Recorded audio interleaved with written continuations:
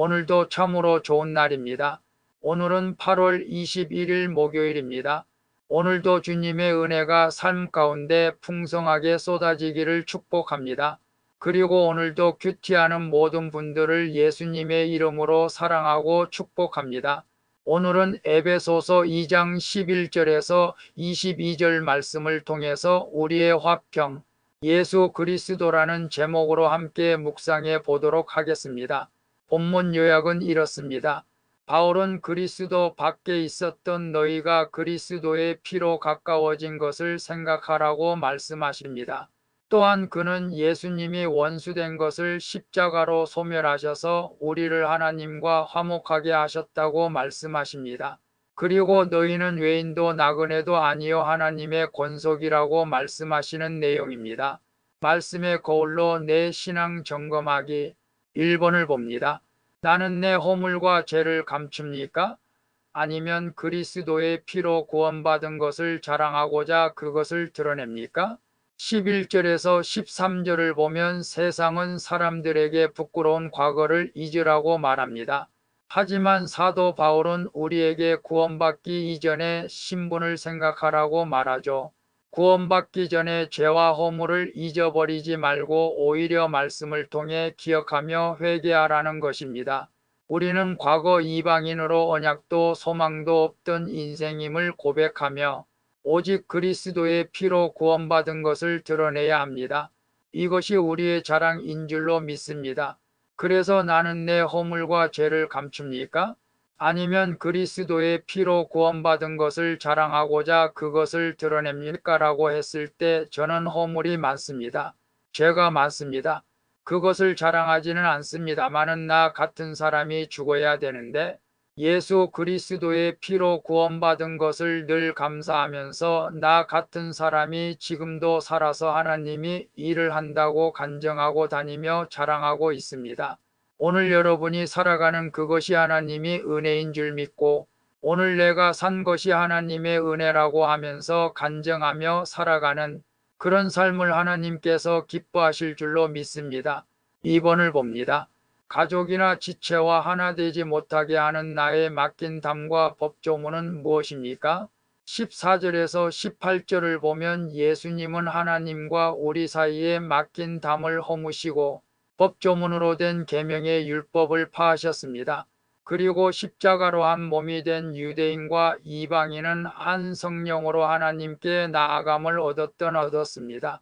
따라서 하나님과 화목을 이룬 우리는 환경과 지연 혈연으로 서로 구분지어서는 안 되는 것입니다. 내가 원수처럼 여기며 미워하는 사람과 십자가로 하나 되어 한 성령으로 하나님 앞에 나아가는 것이 화목을 이루어야 할 우리의 사명인 줄로 믿습니다.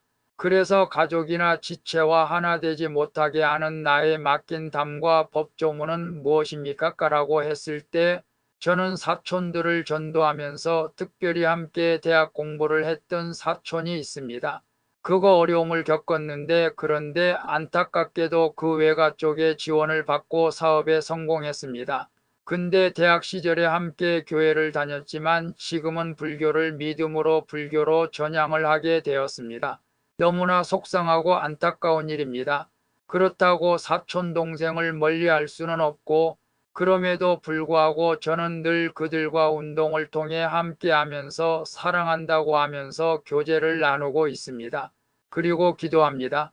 언젠가는 주님께 돌아올 줄로 믿습니다. 오늘 우리가 가족이나 지체가 전도하지 못하게 하는 자리에 있더라도 그들을 위해서 계속 기도하면서 사랑하는 마음으로 대해야 할 줄로 믿습니다. 그러면 언젠가는 하나님이 그들을 구원해 주실 줄로 믿습니다. 3번을 봅니다.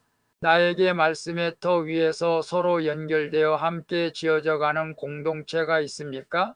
그곳을 떠나고 싶지는 않습니까? 19절에서 22절을 보면 바울은 에베소 성도들에게 이제는 너희가 이방인이 아니며 성도들과 동일한 시민이자 하나님의 권속이 되었다고 말씀하십니다. 그리고 말씀의 터 위에서 모퉁이 돌이 되시는 그리스도 예수 안에서 함께 지어져 간다고 말합니다. 이렇게 우리가 하나님의 거하실 초소가 되리면 거룩을 이루고자 매일 말씀을 묵상해야 합니다. 그리고 지체들과 서로 연결돼 함께 지어져 가야 하기에 묵상한 말씀을 나누는 믿음의 공동체를 떠나지 말아야 할 줄로 믿습니다. 그래서 나에게 말씀의 터 위에서 서로 연결되어 함께 지어져 가는 공동체가 있습니까?